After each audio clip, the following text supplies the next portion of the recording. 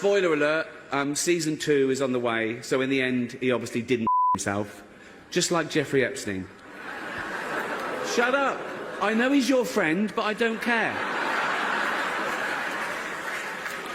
Let's say it plainly. In the 2020 docuseries Surviving Jeffrey Epstein, a witness claims that Ghislaine Maxwell didn't just randomly run into a young Paris Hilton at a party. She noticed her from across the room, observed her carefully, and then allegedly described her as perfect for Jeffrey. That isn't casual conversation. It suggests deliberate selection. And when Maxwell asked to be introduced, it wasn't simple socializing. It felt purposeful. Years later, Hilton finally responded to these long circulating claims in an interview with The Times. But her reaction wasn't what many expected from someone linked, even indirectly, to And when it came to Maxwell, it was about the idea, right, they would bring these girls in and then they would have them recruit other girls, and that was kind of the network that was being built up. From a prosecutorial point of view, from a legal point of view, somebody's looking at this and saying, wait a minute, I'm looking at these filings and they're identifying certain people or they're redacting certain other people, and they say there's not enough evidence to charge this person, or limited evidence regarding involvement. What does that mean? So for a layperson, convicted trafficker, she didn't firmly deny it. She didn't say it never happened. Instead, she said, I don't even remember ever meeting her. I'm such a good clickbait name. That response alone raises eyebrows. Not denial, just distance. Then there's a photograph from September 18th, 2000. Clear, undisputed. In it, Hilton stands beside Ghislaine Maxwell and Donald Trump at a New York fashion event. 3 figures in one frame. Captured years before any investigations brought these connections into public focus. Hilton hasn't claimed the photo is fake. She hasn't denied being present. She simply says she doesn't remember meeting Maxwell. But photographs don't forget. This is where the narrative stops sounding like a celebrity casually brushing off an old rumor and starts to feel more like calculated damage control. Paris Hilton calling herself a good clickbait name comes across as self-aware, even a bit witty at first glance. But look closer. Why would someone uninvolved frame a serious allegation tied to trafficking as mere clickbait? That isn't a direct denial. It's a way of minimizing the claim without confronting it. And the timing of that response makes it even more questionable. She gave that interview at a moment when scrutiny around the Epstein case was intensifying, when Congress was pressing the Justice Department for more transparency, when promises of disclosure were being made, and then quietly walked back, and when public attention was building around which names might eventually come to light. Calling it clickbait in that context doesn't just sound dismissive. It risks sounding strategic, as if the goal is to... And I think these things like Epstein, and there's probably a bunch of other similar operations that are being run, they provide you with like a really good time, or maybe you're a high profile, extremely wealthy individual, and it's hard for you to get hosed. And some guy tells you, hey, we've got everything covered, you come to my island, nothing, what happens on the island stays on the island. Discourage further attention. Then the focus shifts beyond celebrity reactions to something far more consequential, the government's own contradictions. In February 2025, Attorney General Pam Bondi stated in a televised interview that an Epstein client list was sitting on her desk, speaking with certainty and implying that its release was forthcoming.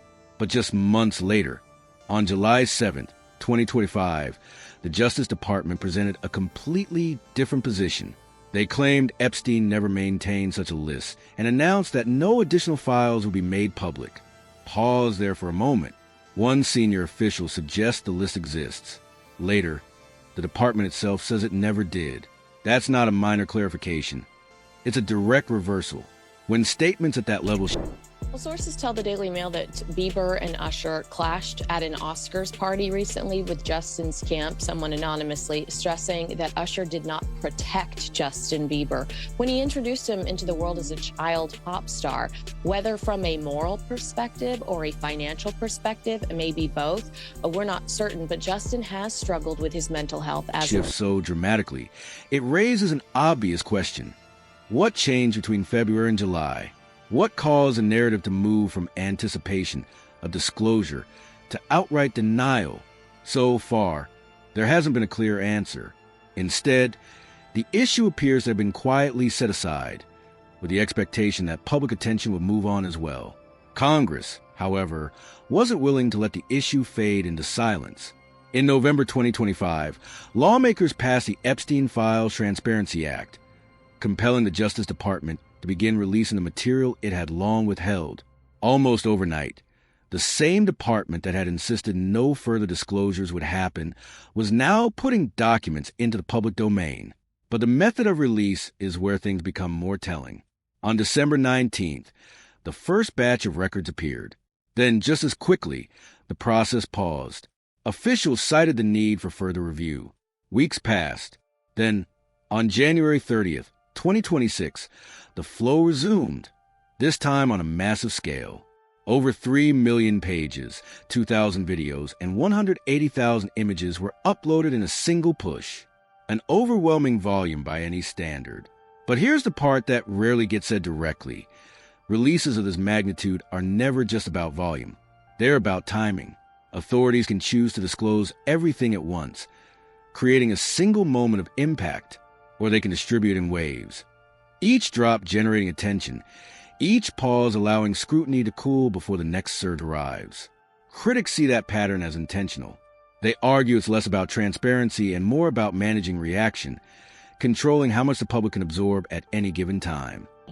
He feels like he was wronged by a lot of people around him, and Usher was one of the people that presumably knew what was going on in Justin's life and stood back and said nothing. Usher is one person who could have understood Justin's point of view because he was a young teen star who became the biggest thing in the world. Now bring Paris Hilton back into focus, because this is where her presence starts to feel less incidental and more symbolic, like a spark waiting to catch.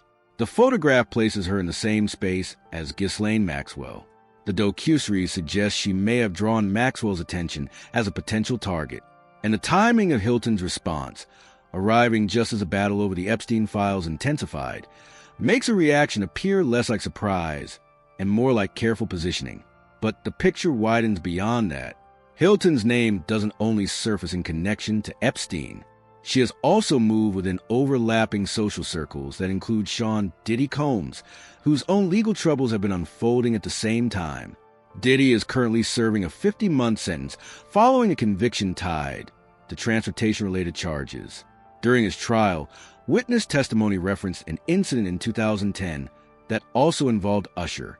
That detail matters, because Usher is not just another industry figure. He played a key role in launching Justin Bieber's career, bringing him into the spotlight